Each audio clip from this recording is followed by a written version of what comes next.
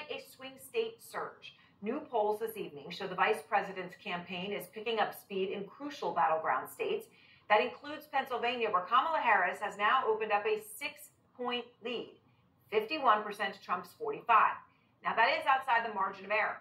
In Michigan, 50% of likely voters right now backing Harris, 45% Trump. The race razor thin, though, still in Wisconsin, just 1 point separating the two candidates. These three states are the exact same three that Harris is targeting this week. She was just in Pennsylvania, tomorrow Michigan, Friday Wisconsin. And today a major move by the Fed that frankly could end up having implications of helping Harris. The central bank cutting interest rates by half a point, double what had been anticipated. And this is why that could be really important, right? Interest rates go down, that has impacts for everyone. But after the Fed cuts rates on average, all the way back to 1974, the markets go up. The markets have gone up by more than 5% after 3 months on average since 1974, 10% after 6 months, and 11% after a year. And that may be why Trump is crying foul.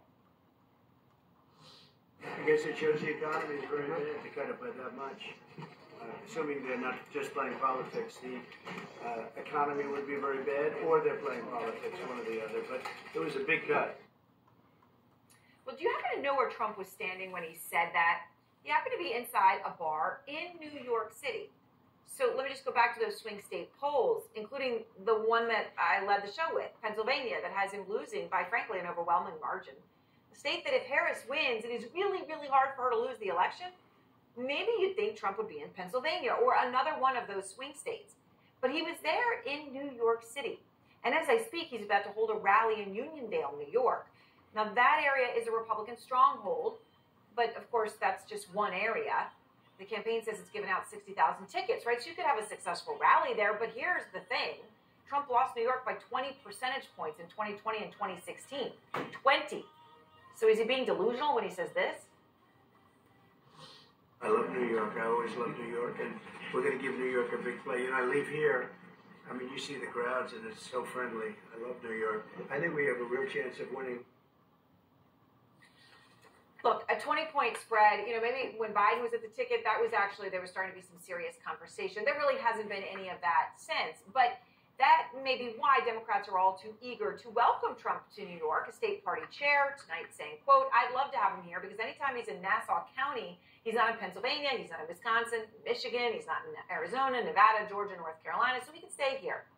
I think it's a real good use of his time. Elena Treen is at the rally in Uniondale where Trump is going to appear in a few moments. So, Elena, why is Trump in New York?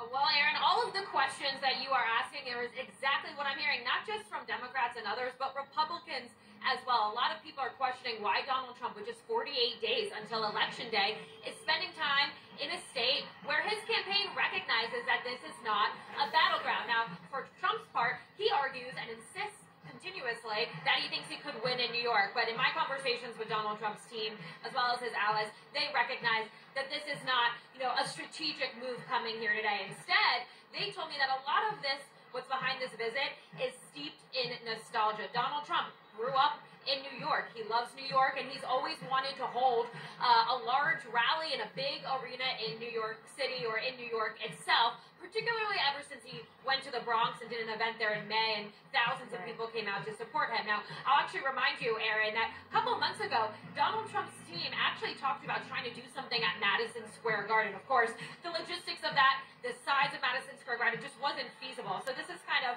how they're settling here. But at the same time, look, they argue that this is close to a lot of media markets, that it will get played in battleground states, that this is a town where there's a lot of blue-collar union workers, small business owners. So they're really going to be targeting Trump with that and talking about the economy tonight and immigration if Donald Trump can stay on message. Erin?